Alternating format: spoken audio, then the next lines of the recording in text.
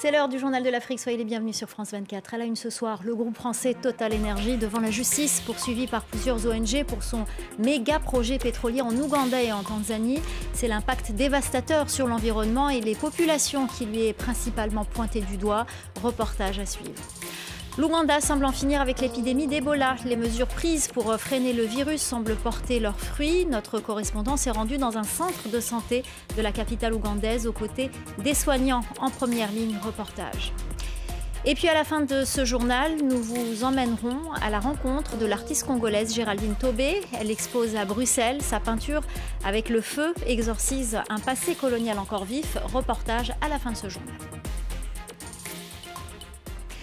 Total Energy sur le banc des accusés. Le groupe pétrolier français a été assigné en justice par plusieurs ONG pour son méga projet pétrolier en Ouganda et en Tanzanie. Le principal reproche qui lui est fait, l'impact dévastateur du chantier sur l'environnement et sur les populations locales. Reportage d'Élodie Radnak avec Julie Dingeloff et nos confrères de France Télévisions. C'est sur ces terres de l'Est africain que le groupe Total Energy entend déployer deux projets controversés pour un coût total de 10 milliards de dollars. L'un prévoit le forage de plus de 400 puits de pétrole, l'autre, la construction du plus long oléoduc chauffé au monde, traversant le pays voisin, la Tanzanie, en franchissant plusieurs aires naturelles protégées. Après 3 années de procédure, c'est à plus de 9000 km de là que le groupe français doit répondre à la plainte de plusieurs organisations non gouvernementales qui l'accusent d'atteinte aux droits de l'homme et à l'environnement. Le projet Tilenga prévoit la construction de plus de 400 puits de pétrole, dont 180 dans le parc naturel de Murchison Falls. C'est l'un des plus grands, des plus vieux et des plus visités des espaces protégés d'Ouganda. On a mené plusieurs enquêtes à la fois en Ouganda et en Tanzanie aussi. Et ce qui se passe concrètement sur le terrain, c'est que le projet Tilenga et le projet d'oléoduc ICOP affectent les terres de plus de 100 000 personnes qui sont donc expropriées totalement ou partiellement. Pour que les tribunaux français soient compétents, les avocats comme Céline Gaget se sont appuyés sur une loi entrée en vigueur en 2017 sur le devoir de vigilance des multinationales. Elle permet d'engager la responsabilité d'une entreprise en cas d'atteinte grave aux droits humains et à l'environnement, en France, mais aussi dans le reste du monde. Le devoir de vigilance, il vise à mettre fin à l'impunité des multinationales. Aujourd'hui, la société mère, la multinationale, ne peut plus se cacher derrière sa filiale. Elle ne peut plus dire « non, c'est pas moi, c'est mon sous-traitant ». Elle se doit d'agir. Dans un communiqué, le groupe Total Energy assure que son plan de vigilance est mis en œuvre de manière effective afin de respecter les droits des communautés locales et d'assurer la biodiversité. Et c'est dans ce contexte que se tient la COP15, le sommet de l'ONU sur la biodiversité. Il a démarré ce mercredi à Montréal avec un défi colossal, sceller un accord pour sauver les espèces et les milieux naturels. Le continent africain est très concerné, notamment la République démocratique du Congo. Notre correspondant au Canada, François Riouet, a pu rencontrer son représentant. À faire pour les 196 pays participants à cette COP15 sur la biodiversité à Montréal pour atteindre des objectifs réalistes de protection de la nature.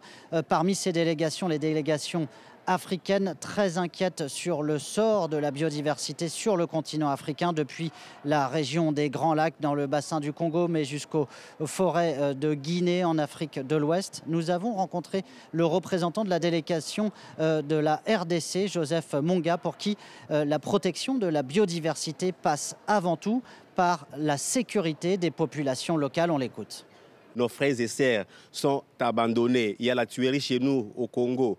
Nous sommes attaqués par les rebelles M23. Comment on peut protéger les espèces, la biodiversité aussi longtemps les peuples autochtones ne sont pas protégés? Nos minéraux, nos ressources sont exploités par les Occidentaux. Or, si on transformait localement, on aura des boulots, on aura assez de moyens pour vivre au niveau des peuples autochtones. 154 milliards de dollars sont dépensés chaque année pour protéger la nature. Et selon les Nations Unies, il faudrait 2 fois cette somme d'ici 2025, 3 fois cette somme d'ici 2030 pour réussir à protéger les espèces en voie d'extinction. Et la plupart des délégations africaines avec lesquelles nous avons pu discuter ici rappellent que ça ne se fera pas sans l'aide des pays du G20, dont elles attendent énormément à l'issue de cette COP15 sur la biodiversité de Montréal. On en vient à l'épidémie d'Ebola en Ouganda. Les mesures prises pour freiner le virus semblent porter leurs fruits. Le pays n'a connu qu'un seul cas ces dernières semaines, mais aucun vaccin n'est encore disponible. Les autorités et les ONG restent vigilants pour éviter une nouvelle flambée. Reportage de notre envoyé spécial dans le pays, dans un centre de santé à Kampala, Clément Diroma. Kampala, la capitale ougandaise. Plusieurs patients atteints du virus Ebola sont détectés en ville fin octobre. Depuis, les centres de santé sont en alerte, comme ici en banlieue. Le docteur Moupéré vient de recevoir le premier cas suspect de la journée. Voici le cas suspect qu'on vient d'isoler dans le centre. Cet adolescent présente plusieurs symptômes du virus mortel. Le docteur reste sur ses gardes. En 3 mois, plus de 50 Ougandais ont succombé à la maladie, dont 5 agents de santé. Ebola n'est pas un virus facile à gérer. Nous sommes tous à risque, les personnes que l'on soigne aussi. Si l'on découvre qu'il est positif, on isolera la famille et on attendra plusieurs jours pour voir s'il développe des symptômes. Pas de temps à perdre, il faut partir s'équiper. Une tenue indispensable pour récupérer un échantillon sanguin. Mais les résultats n'arriveront pas avant des heures et faute d'un endroit dédié, le patient doit rester dans la cour. Dans ce centre, le médecin est seul pour faire face à l'urgence. J'ai peur, bien sûr, mais en tant qu'agent en première ligne, je fais ce que je peux. Mais si je n'ai pas les moyens, je vais abandonner. Si je dois risquer ma vie, il me faut plus de soutien. La plupart des gens se détournent de cette situation et plus de personnes vont mourir. Le système de santé ougandais est fragile, surtout à Kampala, une ville de 4 millions d'habitants. Ces patients venus pour des analyses se méfient de l'épidémie. Quand nous venons ici, on nous donne des instructions auxquelles nous devons obéir. Si vous voyez un patient trop près de vous, il faut prendre ses distances dans la file d'attente. Début décembre, aucune nouvelle infection n'avait été détectée depuis une semaine. Malgré le manque de moyens, le pays semble gagner la bataille. Mais pour l'organisation Médecins sans frontières, la situation reste inquiétante. Il y a pas mal de cas contacts des gens qui peuvent tomber malades et on ne sait pas exactement où ils sont et comment ils vont. Et la possibilité qu'il y a toujours une nouvelle flambée qui peut arriver, on reste assez prudent. 800 personnes restent suivies par les autorités. L'Ouganda n'avait plus fait face à une telle épidémie depuis l'an 2000. 200 personnes avaient trouvé la mort à l'époque. La reprise du service sur la ligne Abuja-Kaduna au Nigeria, un train très fréquenté qui relie la capitale à cette ville au nord du pays. Elle avait été suspendue en raison d'une attaque meurtrière en mars dernier.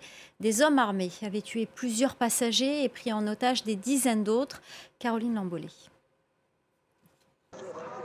Ganiat n'était pas allée à Kaduna depuis le mois de mars. Elle était parmi les premiers à bord du train en provenance d'Abuja. Je suis si heureuse de prendre ce train aujourd'hui. On repart à zéro. Je prie pour que ce triste incident ne se reproduise pas, par la grâce de Dieu. En mars, des hommes armés avaient fait exploser une bombe sur la voie reliant Abuja à Kaduna, avant de prendre le train d'assaut. Plusieurs personnes ont été tuées et des dizaines d'autres retenues en otage. Les négociations pour libérer les otages se sont éternisées, ce qui a valu au gouvernement de nombreuses critiques. Il a pointé du doigt un groupe djihadiste qui aurait agi avec des groupes locaux. Pour Lukman, un autre passager, il faut aller de l'avant. On peut avoir de l'appréhension, mais on ne peut pas continuer à vivre dans la peur. On doit aller de l'avant et espérer que le gouvernement fera le nécessaire sur le plan sécuritaire pour que les citoyens se sentent à nouveau en sécurité. L'armée nigériane est déjà sursollicitée. Depuis environ 10 ans, elle mène une guerre contre des extrémistes musulmans dans le nord-est du pays. Il y a quelques jours, des hommes armés ont tué une douzaine de fidèles et kidnappé plusieurs personnes dans une mosquée dans le nord. En février, les Nigérians se rendront aux urnes pour élire un successeur au président Muhammadu Buhari. Au menu de la campagne, l'insécurité grandissante dans le pays. La peinture au feu pour exorciser le passé, c'est la technique adoptée par l'artiste congolaise Géraldine Tobé. Dans ses peintures, la jeune femme exprime toute la souffrance de la période coloniale, mais aussi l'espoir d'un avenir commun meilleur entre la République démocratique du Congo, son pays, et la Belgique. Pour son exposition, elle a choisi un lieu hautement symbolique, la Maison Levée, une grande bâtisse en plein cœur de Bruxelles, dont les murs résonnent encore du passé colonial du pays. Reportage d'Alix Le Bourdon.